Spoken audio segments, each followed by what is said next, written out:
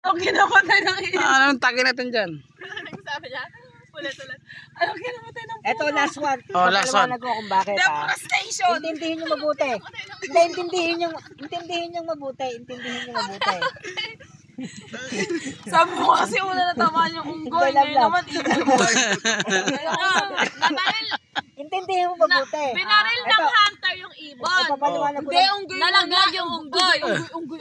Hindi, binaril ng hunter yung ibon. Papaliwanag Hindi, ko. unggoy muna. Ganito yung tanong niya. Nabaril ng hunter yung ibon. Papaliwanag ko mabuti. Nalaglag yung unggoy. Anong kinamatay ng puno? Papaliwanag ko mabuti. Ayan, paliwanag din sa'yo lang. Makinig kayo. Kinamatay ng kukuday. Makinig muna kayo. Hindi, ito ba, papaliwanag ko mabuti. Ano? Papaliwanag ko mabuti. Maliwanag muna. Just listen. Logic nga, di ba? Logic nga. Listen to me first. Oh, listen to me. Oh, listen. Logic nga, di ba? Maniwala kayo. Ito, pag di ko lang, di nyo pa naintindihan. Kasi ilang, snorkat ko na, binuo ko na. Hindi talaga naman maintindihan. Ito, last one. Puta. Binaril yung ibon. Tatamaan yung unggoy. Ano kinamatay Hindi, ng hindi na yan. Kaya nga logic eh. Yaw. Oo.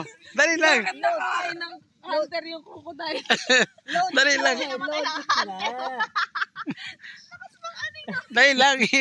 Nabagok yung hunter. Balutog Napatay talaga. yung untog. Logic nga, di ba? Kayo naman kasi kayo. Logic nga, di ba? Oo. Kinain ng giraffe. Kami kayo. Logic nga, di ba? Logic. Ano ba? Ano gusto yung logic?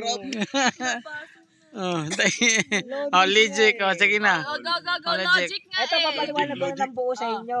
Hindi ko na sa shortcutin. Shortcutin, no? Sige na. Pakinggan nyo Para mabuti, shortcut ha. yung kanina, tapos diretso. Okay. Itagay mo na ang baso kasi para matapos na. Uy! Kanina pa yan eh.